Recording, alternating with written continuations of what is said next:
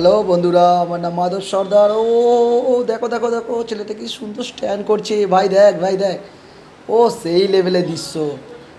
আজ আমরা বরুল নদীর ধারে ভিডিও করে বাড়ি ফিরছি। বৃষ্টিতে হালকা ভিজে আছি, আর খুব প্রকৃতির দৃশ্যটা খুব সুন্দর। দেখো বন্ধুরা, সবাই দেখো তোমরা, আকাশ নীল হয়ে কালো হয়ে অরেঞ্জ কালার সব রকম রং দেখা যাচ্ছে। একটা রাস্তার ধার দিয়ে আমরা বাইকে করে আস্তে আস্তে যাচ্ছি। তাড়াহুড়ো নেই, বৃষ্টির ওয়েদারে এমনি আমরা আড্ডা মারবো আজ সানডের দিন। তো হেভি ব্যাপার। সবাই দেখো বন্ধুরা, কি সুন্দর লাগছে।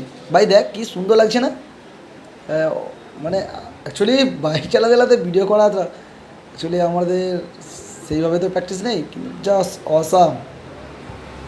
মন চোখ জুড়িয়ে যাচ্ছে পুরো। বৃষ্টিতে ভিজে আমার গলাটা খুব ভারী হয়ে আছে, তবুও আপনাদের দেখানোর জন্য আমি ভিডিওটা করলাম। এটা হচ্ছে বুড়ুল নদীর ধার। এটা রায়পুর থেকে বুড়ুল পর্যন্ত যাবেন, খুব সুন্দর দেখতে লাগবে। আমার বাড়ি হচ্ছে মহেশতলা, ওখান থেকে আমরা বাঁকড়াহাট থেকে সোজা বাইক নিয়ে চলে এলাম রায়পুর নদীর ধার।